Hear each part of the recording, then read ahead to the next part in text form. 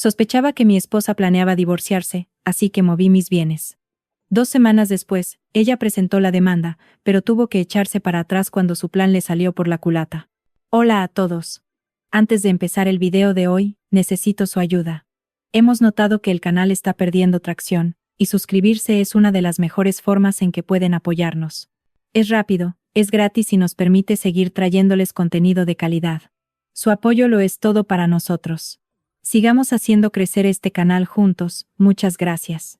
Ahora sí, empecemos con el video. Hola gente.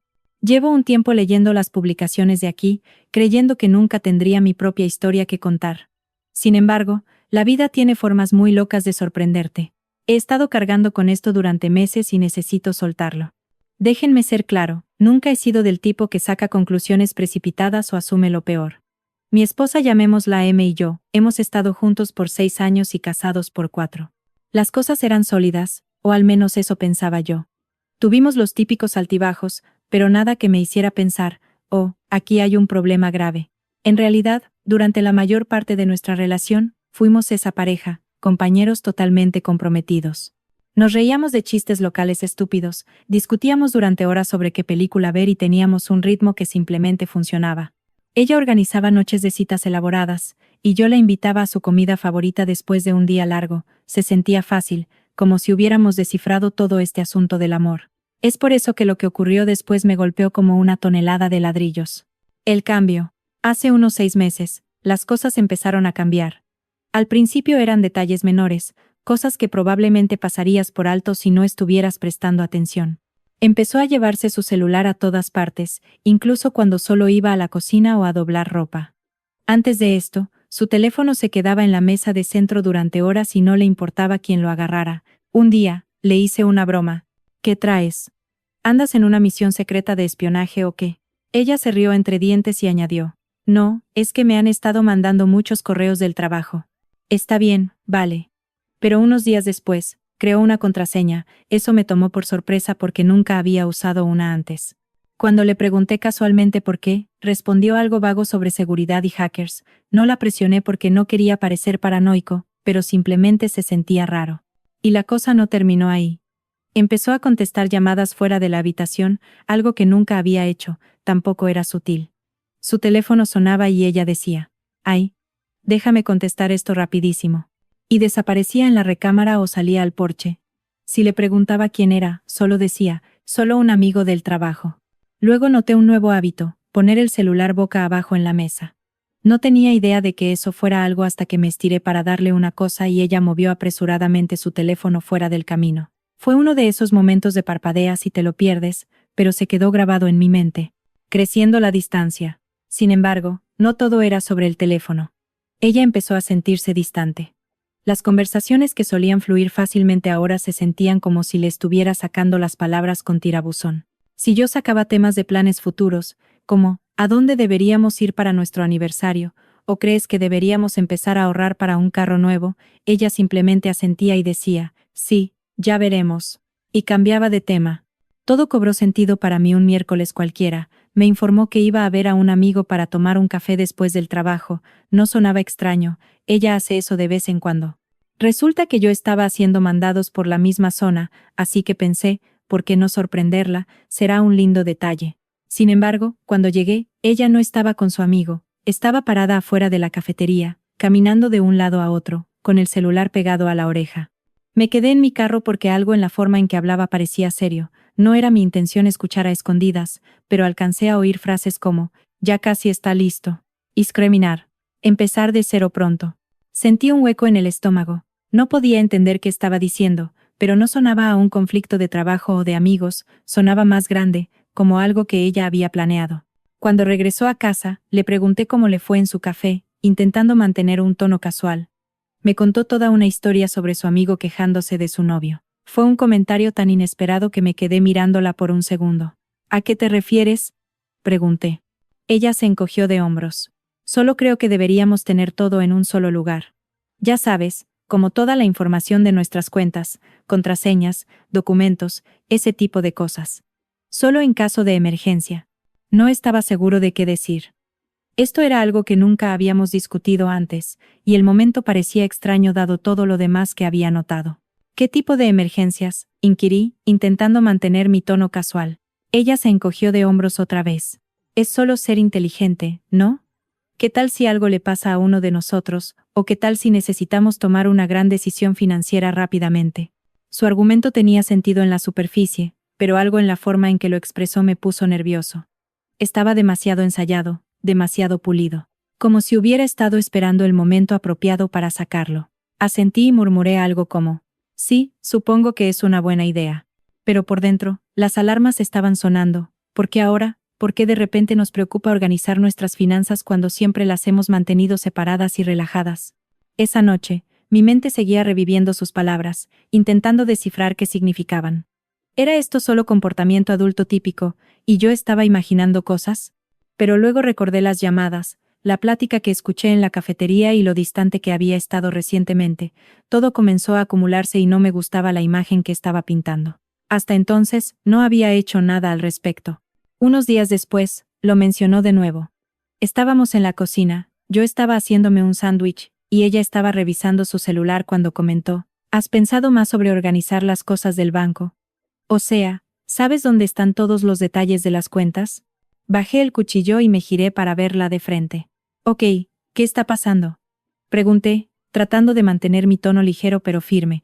Has estado sacando mucho el tema de las finanzas últimamente, ¿hay algo de lo que tengamos que hablar? Finalmente levantó la vista de su celular, asombrada de que la hubiera presionado.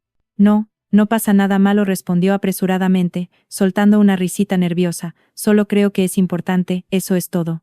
Ya sabes, para emergencias. ¿Emergencias como qué? Ella se encogió de hombros, su expresión era ilegible. No sé, cosas de la vida. No es gran cosa, te lo prometo. Solo creo que es algo de lo que deberíamos estar al pendiente. Su respuesta parecía ambigua, demasiado vaga. Asentí y lo dejé pasar. Pero la forma en que evitó dar una respuesta directa me hizo sospechar aún más. Ya no parecía una sugerencia casual, se sentía como si estuviera ocultando algo, pero no tenía idea de qué era. Así que al día siguiente, mientras ella estaba en el trabajo, decidí investigar nuestras finanzas, abrí nuestra cuenta conjunta en línea y descubrí algo inesperado. Durante el último mes, se habían realizado algunos movimientos pequeños, nada grande, pero cantidades pequeñas que no parecían tener un propósito claro.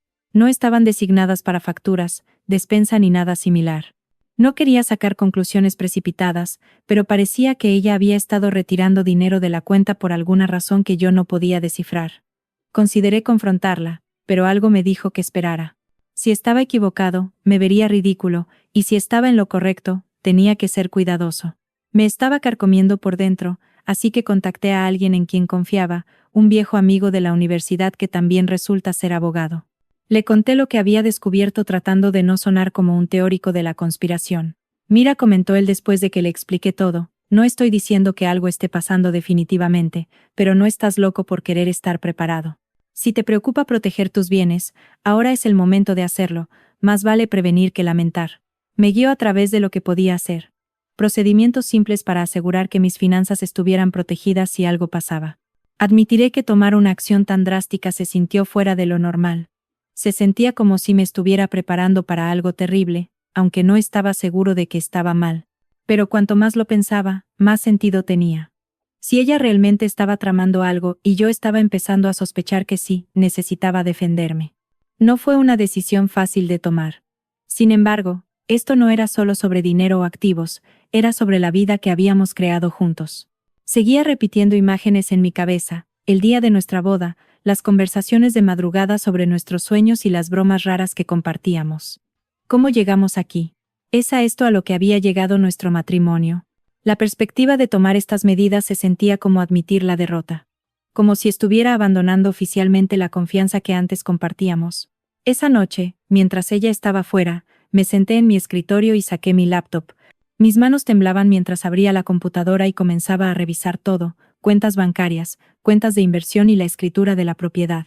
Cada papel que estudiaba se sentía como una traición, pero una voz persistente en mi cabeza me recordaba que esto era sobre supervivencia, no sabotaje. No quería lastimarla. No podía quitarme la idea de que si no actuaba ahora, me arrepentiría después. Hice una lista de todo lo que podía transferir y cómo hacerlo sin levantar sospechas. Mientras escribía, sentí un peso aplastante asentarse en mi pecho. Había confiado completamente en ella durante años y ahora aquí estaba yo, jugando a la defensiva contra la persona que pensé que siempre me cubriría la espalda. Luego llamé a mi madre y le expliqué por qué necesitaba su ayuda, pero no en detalle. Necesito que guardes algunas cosas por mí por un tiempo. No es nada malo, solo algo que necesito hacer para protegerme, por si acaso. Ella se quedó en silencio por un minuto, probablemente tratando de descifrar lo que yo no estaba diciendo. ¿Estás bien? Su voz estaba llena de ansiedad. Sí, mentí, es solo una precaución. Nada de qué preocuparse. Ella no me presionó, pero pude escuchar la pausa en su voz cuando respondió, claro, cariño. Lo que necesites. Colgué el teléfono con una extraña mezcla de alivio y vergüenza. Odiaba involucrarla en este lío, pero saber que me cubría la espalda me dio cierta estabilidad en un entorno que, por lo demás, era caótico. Para cuando M llegó a casa, yo ya había comenzado el proceso. Moví la mayoría de mis activos, nuestro efectivo, inversiones e incluso la casa a nombre de mi madre. Mantuve suficiente en nuestra cuenta conjunta para mantener las apariencias, pero el resto estaba blindado. Ella no notó nada. Entró, me besó en la mejilla y preguntó si quería ver una película. Yo parecía estar bien, pero por dentro era un desastre. Una parte de mí se sentía horrible, como si hubiera traicionado su confianza, pero otra parte de mí se sentía aliviada, como si finalmente estuviera ganando control de una situación que se había salido de mis manos. Durante los siguientes 3 días, intenté mantener una rutina normal, no quería dejarle saber que algo había cambiado. Ella parecía satisfecha, incluso inusualmente alegre a veces. Sin embargo, en lugar de tranquilizarme, aumentó mi sospecha. Si estaba tramando algo, hacía un trabajo excelente ocultándolo. Lo que resaltó, sin embargo, fue que nunca volvió a sacar el tema de las finanzas, ni siquiera después de que la cuestioné la última vez. Era como si el tema se hubiera evaporado de su memoria. Al principio, creí que había exagerado y que ella descartó el tema porque no era relevante, pero cuanto más lo pensaba, más me daba cuenta de que lo estaba evitando. Casi como si tuviera miedo de mencionarlo de nuevo después de que la presioné. Noté que me miraba fijamente un par de veces, como si estuviera evaluando mi estado de ánimo o contemplando si decir algo. Cada vez que me daba cuenta, ella rápidamente regresaba su atención a lo que fuera que estuviera haciendo, su celular, la tele, un libro. Era sutil, pero estaba presente. Se sentía como si estuviera esperando a que yo sacara el tema, como si no quisiera forzar el asunto otra vez. El silencio solo me hacía sentir más ansioso. No era propio de ella dejar pasar algo que consideraba esencial, y la forma en que lo evitaba de repente parecía deliberada. Si estaba tanteando el terreno, no iba a entrar. Si estaba esperando algo, yo no estaba a punto de darle luz verde. Cualquiera que fuera su siguiente movimiento, sabía que tenía que estar un paso adelante, algo venía, pero no sabía cuándo ni cómo. Todo lo que podía hacer era prepararme. Esa noche, me aseguré de que todo fuera sólido, eché un vistazo a los papeles de nuevo, verificando cada aspecto de las transferencias de activos a mi madre. La casa, los ahorros, las inversiones, todo estaba ahora legalmente a su nombre, sellado en un fideicomiso indiscutible. Incluso la llamé para confirmar que tenía todos los documentos necesarios. Habían pasado 2 semanas y todo parecía demasiado normal. Francamente, ella estaba actuando más cariñosa, incluso empezando a hablar de temas irrelevantes como el trabajo o que deberíamos cenar. Me descolocó porque había estado distante durante meses y evitando cualquier cosa más allá de conversaciones superficiales. Una parte de mí comenzó a cuestionar si había estado exagerando todo el tiempo. Tal vez la conducta extraña era simplemente estrés o algo que yo no comprendía. Pero entonces, un viernes cualquiera por la noche, me sentó en el sofá, apagó la televisión y dijo, «Tenemos que hablar». Mi estómago se desplomó rápidamente, sabía lo que iba a decir antes de que lo hiciera. «Creo que deberíamos divorciarnos», respondió ella. Su voz era tan tranquila que parecía preparada. No estaba furiosa ni emocional, era simplemente fría. Como si me hubiera dicho que se nos había acabado la leche. Me le quedé mirando, inseguro de cómo responder mientras explicaba su argumento. Mencionó necesitar espacio, querer encontrarse a sí misma y sentirse como si hubiera perdido su identidad en el matrimonio. Frases de ruptura estándar que realmente no explicaban nada, pero entonces dijo algo que golpeó con un tono diferente. «Sabes, he hecho muchos sacrificios por ti a lo largo de los años y no creo que realmente los aprecies. Merezco más». Esa última parte dolió. No era solo que quería salir, era que lo planteó como si yo le debiera algo, que todo era mi culpa y ella simplemente estaba reclamando lo que era propiamente suyo. Mientras estaba sentado allí tratando de entender lo que decía, Surgió una nueva pregunta, ¿por qué ahora? Entonces dijo algo que hizo que todo empezara a tener sentido. Un amigo mío me ha estado ayudando a ver las cosas más claramente, continuó, sin mirarme, un amigo. Me quedé quieto, dejándola hablar, pero mi mente estaba corriendo. ¿Quién era este amigo? ¿Por qué estaban tan involucrados en mi matrimonio? La forma en que lo dijo no fue casual. Parecía que alguien la había estado animando, convenciéndola de que dejarme no era simplemente una opción, sino una estrategia que necesitaba implementar. Y cuanto más hablaba sobre cómo merecía más debido a sus sacrificios, más escéptico me volvía. Sacrificios. ¿Qué tipo de sacrificios? Ella era feliz conmigo, o eso decía. Trabajé duro para ofrecerle la vida que deseaba y no era solo sobre dinero. Cuando pidió mudarse más cerca de su trabajo, acepté, aunque significaba un viaje más largo para mí. Cuando quiso asistir a ese costoso retiro de yoga el año pasado, me aseguré de que lo presupuestáramos, incluso renunciando a unas vacaciones que yo esperaba con ansias para que ella pudiera ir. La apoyé cuando cambió de carrera 2 veces, diciéndole que estaba bien tomar el riesgo porque quería verla feliz. Creía que ser un marido decente significaba ponerla primero siempre que fuera posible, y no era como si yo fuera un compañero distante o insensible. Yo estaba presente. Recordaba cumpleaños y cosas aleatorias que ella había mencionado que le encantaban. Cuando mencionó sentirse atrapada en la rutina, sugerí noches de citas. La escuché quejarse de su trabajo, amigos y familia. No siempre lo hice bien, pero lo intenté. Por eso su línea de merezco más dolió tanto. Ni siquiera consideré creérmela.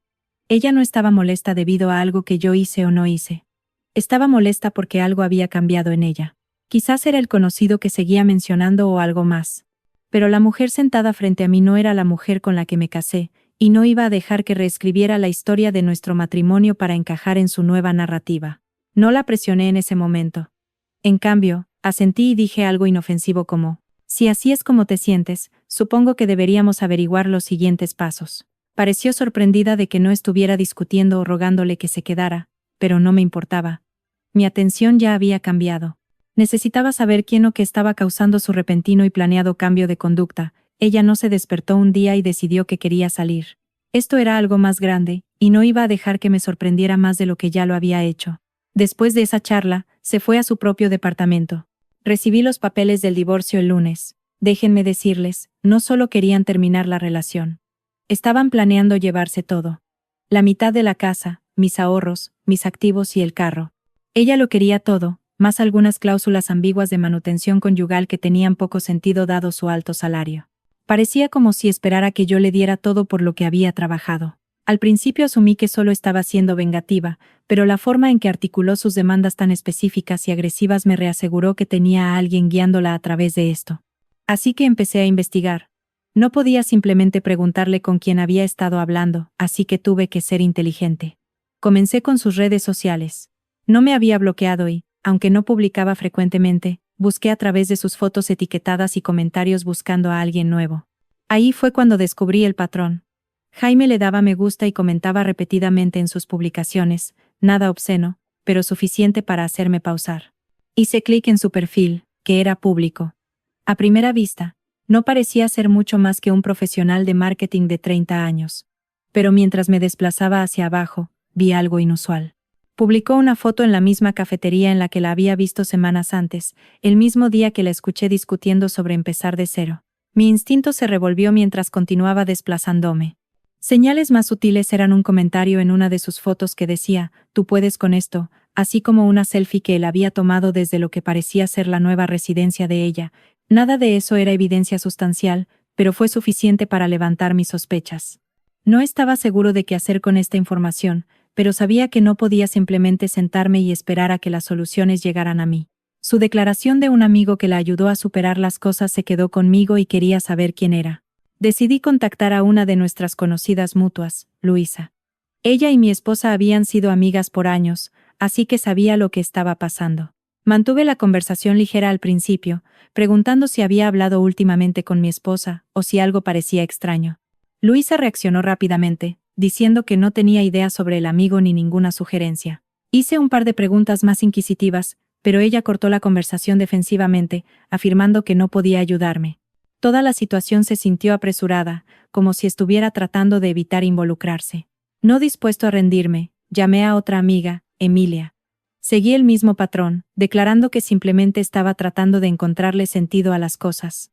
Ella estaba aprensiva al principio, respondiendo vagamente a mis preguntas. Cuando la presioné más, terminó rápidamente la llamada, dejándome aún más escéptico que antes.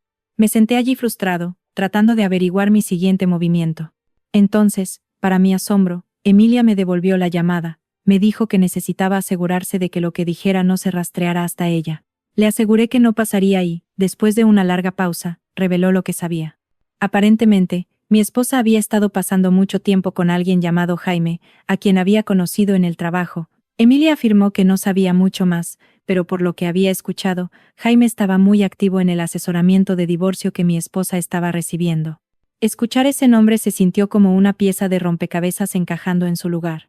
Era evidente que esto era más que solo su necesidad de espacio o de encontrarse a sí misma. Alguien más estaba en la imagen dirigiendo sus decisiones y yo estaba ansioso por descubrir por qué. Elegí confrontarlo a mi manera. Ese sábado, me dirigí al edificio de departamentos de ella y me estacioné a una cuadra, tratando de confirmar lo que ya sospechaba. Unas horas después, ella y Jaime salieron del edificio. No se tomaban de la mano ni nada, pero la forma en que caminaban juntos cerca, inclinándose para hablar, fue suficiente. Se subieron al carro de él y se fueron, dejándome sentado allí mirando el lugar donde habían estado. No lo seguí. No necesitaba hacerlo. En ese punto, era evidente. Ella no simplemente había dejado de amarme. Había estado preparándose para irse con alguien más. Y ahora todo tenía sentido: el distanciamiento inesperado, las preguntas de dinero, las demandas contundentes y los papeles de divorcio. Ella no simplemente me estaba abandonando, me estaba dejando sin nada.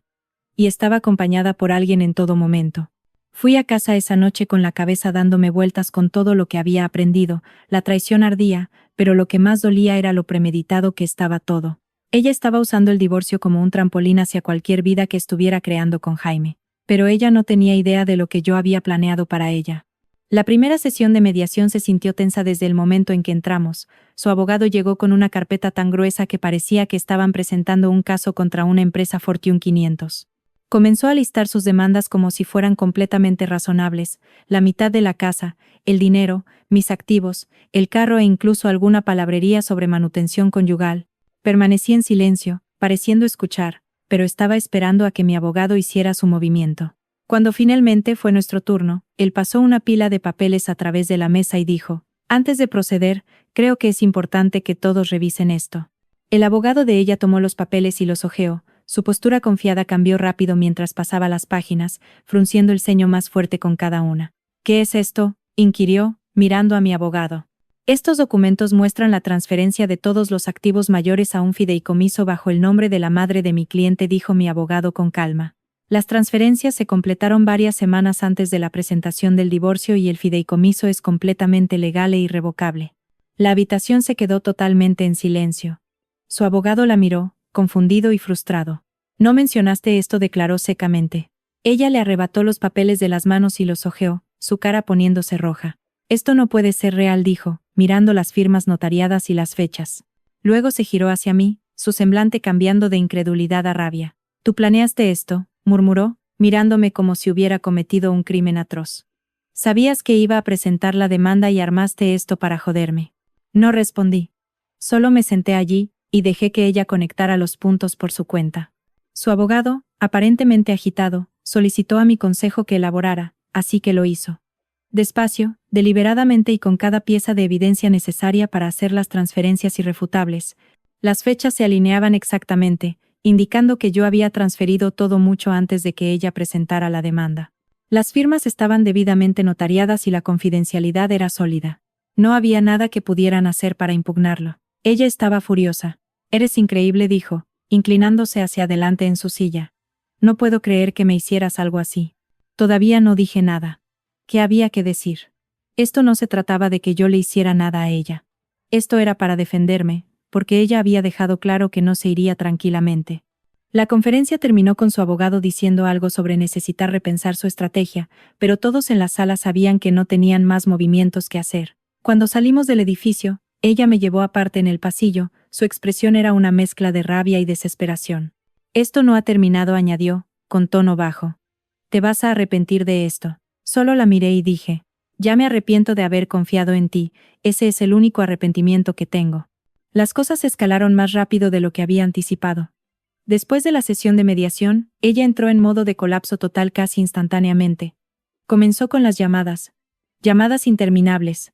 Al principio parecía tranquila, incluso arrepentida, dejando mensajes de voz que empezaban con creo que solo necesitamos hablar o sé que esto se puso feo, pero podemos arreglarlo. Cuando no contesté, el tono cambió. Para el segundo día, sus mensajes alternaban entre sollozos y gritos. Un mensaje de voz era ella, lamentándose por cometer un error y no querer perder lo que habíamos creado juntos. Luego se lanzaba a una diatriba furiosa acusándome de ser tacaño y cruel, culpándome por todo lo que estaba mal en su vida. Lo ignoré todo. Mi abogado me dijo que no me enganchara y honestamente no quería hacerlo. Yo había terminado de jugar sus juegos. Pero ella no. Cuando las llamadas y textos no funcionaron, empezó a contar historias. Amigos mutuos me informaron que ella había estado diciéndole a la gente que el divorcio era un engaño y que todo era parte de una farsa mayor. Una broma. Digo, ¿quién creería eso? Las fallas en su historia rápidamente se volvieron aparentes. Los amigos empezaron a hacer preguntas como, si era una broma, ¿por qué presentaste documentos legales reales? ¿O por qué contratar un abogado y hacer demandas tan específicas si no era serio? Cuando otros no aceptaron instantáneamente la justificación del engaño, ella redobló la apuesta, dijo que no era una broma, sino más bien una prueba de la fortaleza de nuestra relación. Empezó a presentarse como la víctima, afirmando que mi reacción la había lastimado y traicionado, que había ido demasiado lejos y roto la confianza de nuestro matrimonio. Al principio, algunos individuos parecían creer sus historias, recibía correos extraños o comentarios de conocidos como, «Wow, no sabía que las cosas estaban tan difíciles para ella». Incluso su hermano arremetió diciendo, «Debiste haberlo hablado en lugar de ser tan drástico». Era molesto, pero sabía que la verdad eventualmente saldría a la luz. Y lo hizo, gracias a un amigo común. Llamémoslo Mateo. Mateo y yo no éramos particularmente cercanos, pero siempre habíamos sido amables. Unas semanas después de la mediación, me mensajeó inesperadamente, declarando que tenía algo que yo necesitaba ver. Cuando nos vimos, sacó su teléfono y me mostró una serie de mensajes de texto entre ella y Jaime. Estaba confundido al principio. «¿Cómo conseguiste estos?», inquirí, escaneando los mensajes. Mateo reveló que él y Jaime compartían un amigo mutuo que había escuchado sus charlas.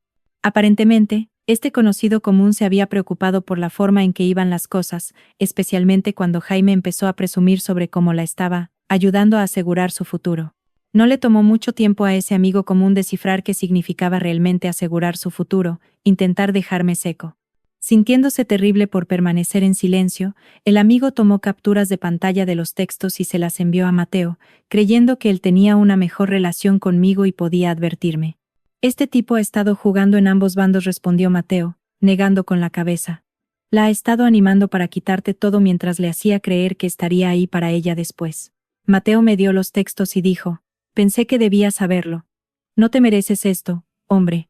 Los textos eran terribles. Ella no solo se estaba quejando con Jaime sobre el divorcio, estaba planeando activamente sus pasos futuros con él y él la estaba guiando a través de ellos. Un mensaje que ella dejó decía, «Una vez que el acuerdo esté hecho, tendremos todo lo que necesitamos, solo necesito que él acepte los términos». Jaime respondió, «No te eches para atrás. Hazlo sentir culpable si tienes que hacerlo. Él te debe. Empezaremos de cero una vez que tengas el dinero». Me senté allí mirando el teléfono de Mateo e intentando entender lo que estaba leyendo.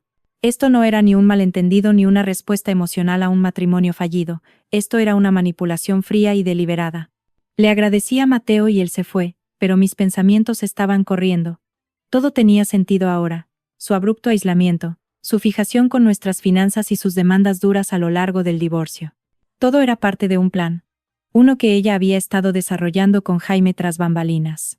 Los textos pronto circularon entre nuestros amigos mutuos. Mateo los compartió con unos pocos amigos y rápidamente se esparcieron. Su historia de repente dejó de ser creíble.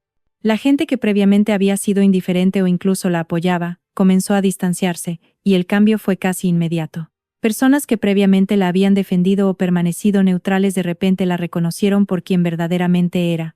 Incluso sus aliados más cercanos empezaron a alejarse. Para cuando el divorcio finalizó, ella tenía solo sus cosas personales. Su abogado silenciosamente desestimó su queja después de reconocer que no había base legal sobre la cual sostenerse. Todas esas solicitudes audaces se habían derrumbado bajo el peso de los documentos que yo había producido, y el fideicomiso que había establecido con mi madre era inquebrantable. Jaime pareció desvanecerse tan pronto como las cosas empezaron a desmoronarse. No me sorprendería si él la usó tanto como ella a mí. Por lo que pude ver, él la había estado alimentando con fantasías de independencia y un nuevo comienzo, pero en el momento en que se volvió evidente que ella no se iba a ir con nada, él se fue. Sin Jaime en su esquina, su confianza se desplomó. Las llamadas y textos continuaron, pero se volvieron cada vez más desesperados. Ya no me estaba acusando. Ella rogaba. ¿Podemos hablar, por favor? Haré lo que sea para arreglar esto. Un mensaje de voz declaraba una opinión diferente. No tienes que perdonarme, pero no podemos simplemente arreglar esto y seguir adelante. Dejaré todo si solo hablas conmigo. No respondí. No podía. Era demasiado tarde para revertir el daño. Incluso su familia comenzó a alejarse. Su hermano me contactó en una ocasión, disculpándose por algunas de las cosas que había dicho antes, cuando creía su lado de la historia. No sabía lo que te estaba haciendo, dijo. Siento haber tomado su palabra por hecho. En cuanto a mí, recibí la casa, mis ahorros y algo que no había experimentado en mucho tiempo, paz mental. Mi madre, como siempre, fue mi roca. Llegó con cubetas de pintura y una lista de sugerencias para ayudarme a reclamar el área como mía. Ahora, la vida se siente como si fuera mía de nuevo. No más cuestionar cada pequeña interacción, no más sentirse traicionado. Solo paz. Ella es un capítulo de mi historia que ya no leo, y el resto de la historia depende completamente de mí para escribirla. Gracias. Gracias por ver. Si aún no te has suscrito, por favor hazlo y activa la campanita de notificaciones para mantenerte actualizado con más historias impactantes de la vida real sucediendo a tu alrededor.